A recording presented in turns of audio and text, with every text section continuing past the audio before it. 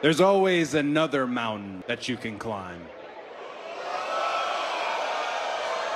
But I don't want to get ahead of ourselves here.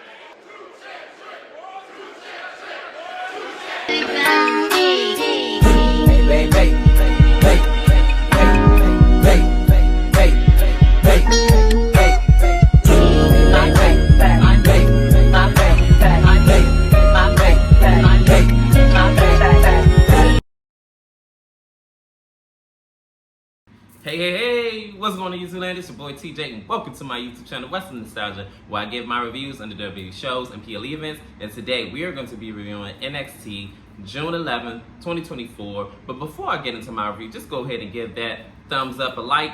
Please, it helps push my video through the algorithm, and share it to your friends, and they can share it to their friends, and we can all be your friends on this channel. Alright, let me just go ahead and get into the review. So, we open up NXT with Kanani as the first NXT North American Women's Champion. That's a mouthful to say. So, she opens up by saying that I won a lot of championships in gymnastics, but this championship means a lot more to me, being as though I'm the first.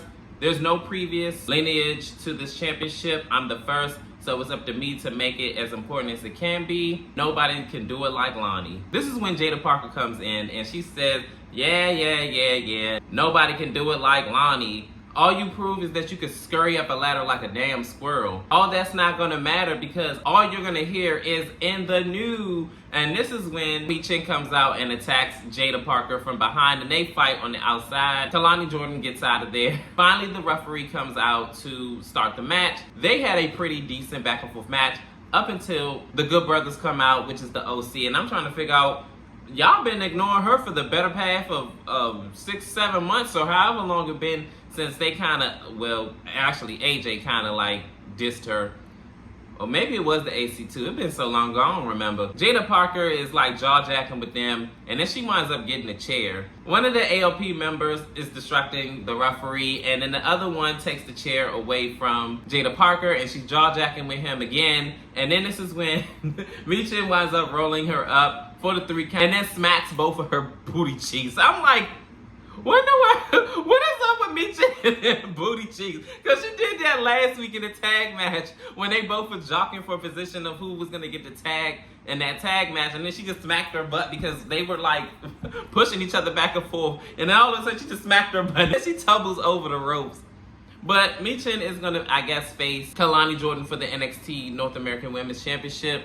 That is yet to be seen. We're going to see where this storyline is going to head with Kalani Jordan, Michin, and Jada Parker. In this next matchup, it is a 6-man tag match. It is the Gallows versus Wesley and New Catch Republic. So this match was pretty standard back and forth. The Gallows got a good majority of this match in the beginning, up until Wesley and New Catch Republic kind of swayed the matchup to go into their favor. And this was up until the commercial break. The Gallows after the commercial break were in control. Towards the end of the match, this is when Wesley gets the hot tag. He's ripping wild and beating everybody up. He almost gets a pinfall over Joe Coffey. He gets a 2 count after the Meteora. He tries to go to the top rope. He switched directions and wound up going into the crowd, which was the Gallows and some of his team members too. So then when he got back in the ring and he tries to do another high flying death-defying move, he ends up getting hit with the Biscuits clothesline, and 1, 2, 3, the Gallows wins this match. This actually was pretty exciting and a fast-paced match. I'm definitely ready to see more of Wesley. It's just sad to see him lose, but it is what it is. You win some, you lose some. In this next segment, it is Jada Parker, and she is fuming about her loss with Michin. She asks AOT, did you see that? Did you see that? I would have had her beat if the Good Brothers would have never came out and interfered in my matches. She knows it. OMC agrees with her, and I feel like she would have won this match as well, but it is what it is. And also OMC said that they're going to take care of the Good Brothers, and she said, look, it ain't even like that. You know, y'all know that I got this. Y'all come out with me and y'all let me go out to the ring by myself. If it wasn't for the Good Brothers, she would have won. So she said, you know what? I'm about to run Michin out of NXT.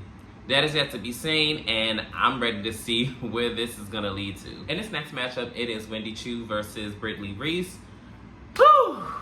You talk about a one-sided affair, you don't get no closer than this.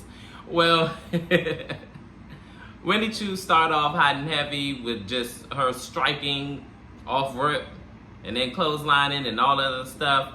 She is not here to play. This is her return match since probably like some months ago. I'm not really too sure, but she has a new look and a new feel to her, and she is not playing around. She has a dark look to her, should I say, and Brittany Reese is trying to fight back, but to no avail. Brittany Reese winds up getting clotheslined, and then she ends up getting put into some type of sleeper hold, and then she taps out, and that ends that match. Wendy Chu wins by submission.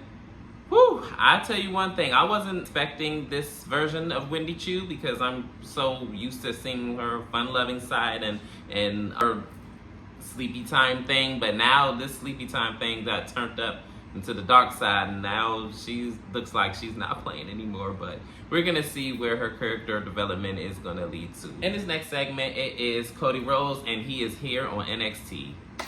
Gosh, don't you love cross-branding?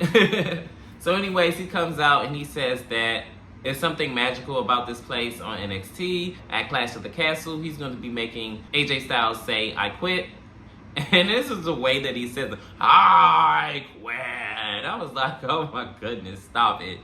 So this is when Trick Williams comes out and he says, "I didn't mean to, interrupt you, but I seen that you were out here and then I wanted to come out here. We have similar stories and similar paths." And he says, "How do you handle the pressure of the hunter to becoming the hunted, being as though that they're both champions now and that they've been chasing gold for a long time up until they finally won it?" So he wants to know, how does he handle the pressures?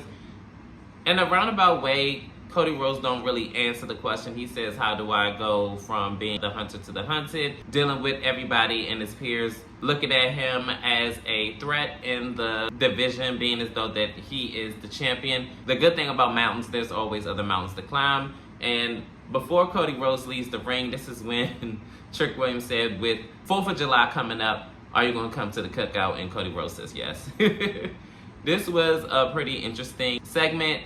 I don't really have too much to add to this, but I mean, it was nice to see cross-branding with Trick Williams and Cody Rhodes. I would love to see them fight for the World Championship at some point down the line, but that is yet to be seen, and I do feel like Trick Williams is a star in the making, and he's going to make it big in WWE main roster. Wait on it. In this next matchup, it is a single point cane match, Dante versus Lexus King. And right off the bat, right when Lexus King makes his entrance, he gets jumped by Dante, and Dante is wearing him out with the single port cane. Then he gets him in the ring, and the good majority of the match, they're just swinging this single port cane at each other. Then at the end of the match, this is when Lexus King, with his scepter that he had, Dante Chu was wearing him out with his single port cane, and then he grabs the scepter, and Lexus King low blows him with the scepter, and this is a no disqualification match, so there's nothing the referee can do. He gets Dante Chu back in the ring, and this is when he hits his correlation after hitting him a few more times with the scepter that he had, and 1, 2, 3, he wins this single port cane match. Well, Dante saw, and he lost, and we're gonna see if this feud continues or it's gonna end right here now. In this next segment, it is JCJ and Jasmine, and they run into Cody Rhodes, and Cody Rhodes says, "Oh, just the people I've been looking for." So he hands her his old mask, his face mask that he had back in his undashing days, and this looks like this intrigues JCJ, and Jasmine says dashing. So we're gonna see if she's gonna wear this mask and when exactly she's gonna start back wrestling, but I ain't gonna lie, I'm kinda intrigued about this. In this next matchup, it is Eddie Thorne versus Tavon Heights.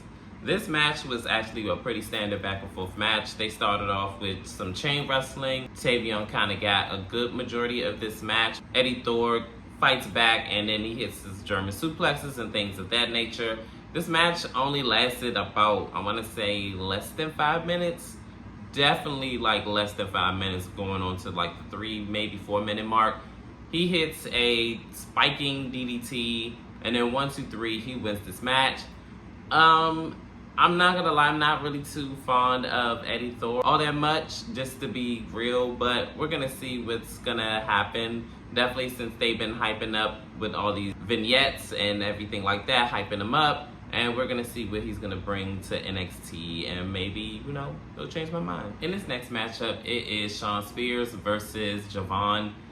They actually had a really great match. This probably was the best matchup of the night, up with the 6-man tag. But without further ado, let's get into the action. Shawn Spears already starts off on his BS. He is swinging for the fences, and he is actually getting a good majority of this match. Dominance going his way up until Shawn Spears had enough, and he fights back, and he dives out on him and everything like that. Then this is when they go into commercial break. After commercial break, Shawn Spears, I believe, got the advantage after the fact. And then towards the end of the match, Javon hits the cutter, which is, to me, the RKO. And it looks like he was trying to go for the cover, but Shawn Spears rolls out the ring. This is when he dives out on him again, trying to basically get the best of Shawn Spears. But Javon goes for the wheel one too many times.